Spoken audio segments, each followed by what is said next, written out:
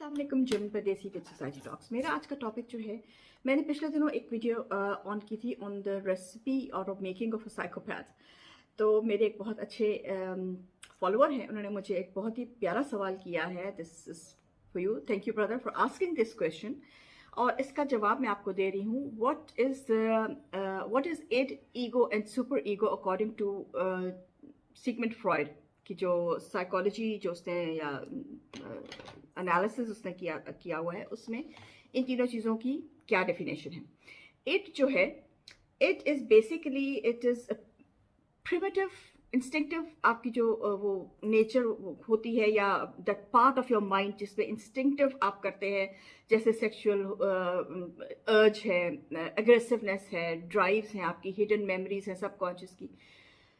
ये सारी चीज़ें जो हैं, जो आपकी कह रहे हैं एनिमल ड्राइव्स हैं, दिस इज इट।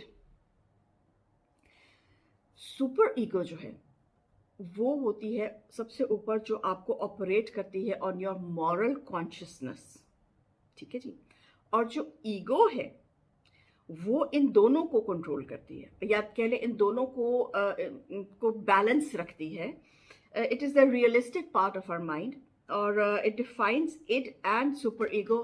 जैसे आप समझ लें कि हमारा यूएन है, ट्राइज टू मेक बैलेंस, लेकिन वो यूएन आजकल किसी काम का रहा नहीं है, इसलिए एनीवे तो ये तो होगी डेफिनेशन इन तीनों चीज़ों की। अब आते हैं इनको अंडरस्टैंड करने पे। इट जो है, इट स्टार्ट्स एट बर्थ, ठीक है। जब एक बच्चा पैदा होता है, कहते हैं कि at birth the child is id free, ठीक है, क्योंकि नेचुरली उसकी कोई मेमोरी तो होती नहीं, वो मेमोरीज फिर बचपन के साथ साथ बननी शुरू होती हैं।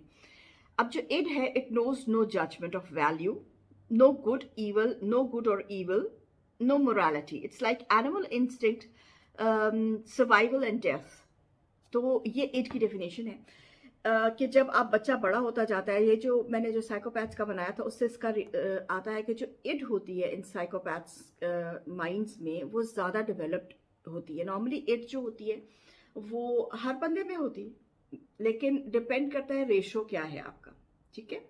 और जो बच्चे जो है वो सर्वाइवल मोड पे पैदा, तो खैर नहीं, मतलब पलते हैं, कह लें आप, that is the right word. जो बच्चे सर्वाइवल मोड में पलते हैं, जैसे ये आजकल दुनिया जहान में जंग हो रही है, और जो बच्चे वहां पे सर्वाइवल मोड में पल रहे हैं,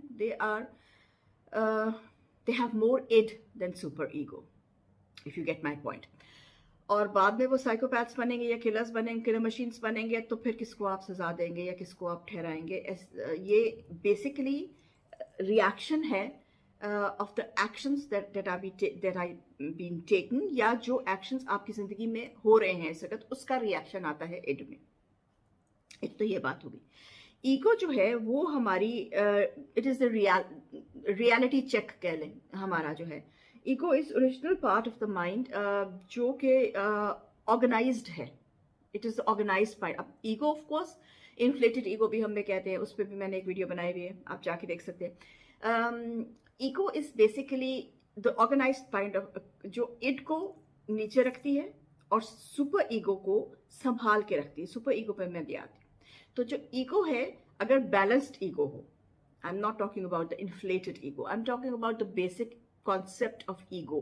वो इड को अपने नीचे, यानी जो बेसिक इंस्टिंक्ट है आपकी, जैसा जानवरों में होती है, उनका दिल करेगा वो एग्रेसिव होकर अपना खाना छीन लेंगे, लेकिन आपकी जो ईगो है वो उस चीज़ को ऑर्गेनाइज करती है कि आपको खाना वक्त पे खाना है, आपको किस तरह से खाना खाना है, उठा के मुंह में नहीं फेंकना, या ऐसे जंगलियों की तरह नहीं खाना, तरीके से खाना, दैट इज ऑल ईगो, ठीक है जी।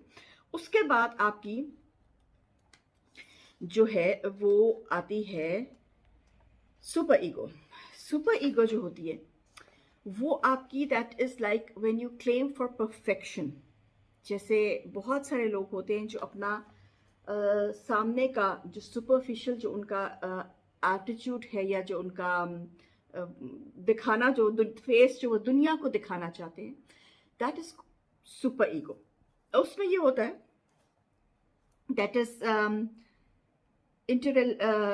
इंटरलाइजेशन, कल्चरल रूल्स आपके जो होते हैं, आपके बेसिकली, जैसे आपको इसमें ये भी आप कह सकते हैं कि जब आप बड़े होते हैं या आपकी तरबियत होती है, किस माहौल में आपकी तरबियत होती है, या आपके माँ बाप आपको किस माहौल में आपकी तरबियत करते हैं, that has the 90% effect on the super ego.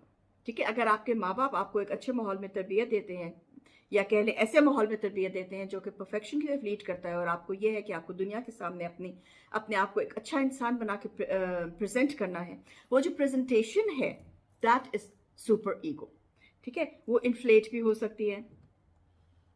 अब जो सुपर ईगो है that is in conflict with id, इसीलिए ईगो बीच में आती है। Super ego is in conflict with it इसलिए क्योंकि super ego wants a person to show his best side. ठीक है, वो चाहता है कि उसको एज अ परफेक्शनिस्ट उसको लोग देखें, और इट जो है वो जंगली साइड है। तो उस जंगली साइड को और उस परफेक्शनिस्ट साइड को दोनों को कंबाइन करने वाली जो ग्लू है दैट इज ईगो। बीच बीच में बात आ जाती है। इसको अगर आप ऐसे देख लें, ये इसके सेल्फ सुपर ईगो जो है that is also like a father figure, जो सबसे ऊपर होता है, हेड होता है, और इट जो है वो बच्चा है। इट जो है वो सेल्फ ग्रेटिफिकेशन है कि बस मुझे भी है, इश इश इश इश, मैं बस ना। लेकिन सुपर ईगो जो है वो होता उसमें भी मैं ही है, लेकिन उसका मैं जो है वो परफेक्शनिस्ट की तरफ होता है कि लोग जो है वो उसको बोले तुम।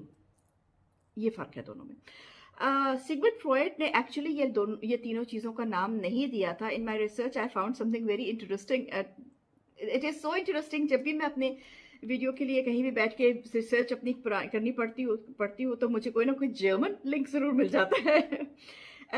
सिगमंड फ्रॉयड का जो ट्रांसलेटर था उसका नाम था जेम्स स्टार्ची, और उसने इसकी जो है वो सिगमंड फ्रॉयड ने इसका नाम इड का, आईडी का नाम जो था, इड का नाम उसने बोला था 10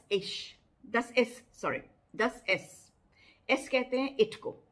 तो इट को से उसने 10 इज इट दैट इट, उससे उसने आईडी ले लिया इड। और दूसरा ईगो जो था उसका था 10 इश कहते हैं मी, आई, माई सेल्फ। ठीक है, उससे ईगो बना था, डिराइव हुआ था। और सुपर ईगो डिराइव हुआ था 10 über इश को कहते हैं अबव मी, और मी अबव, तो वो सुपर ईगो बना था। Basically it was written, the terms were written in German, very interesting. और ये इसकी जो फॉर्म, जो इड ईगो और सुपर ईगो की जो फॉर्म है वो बोरो की थी इन्होंने फ्रॉम जॉर्ज ग्रोटेक से, जो कि एक जर्मन फिजिशियन था।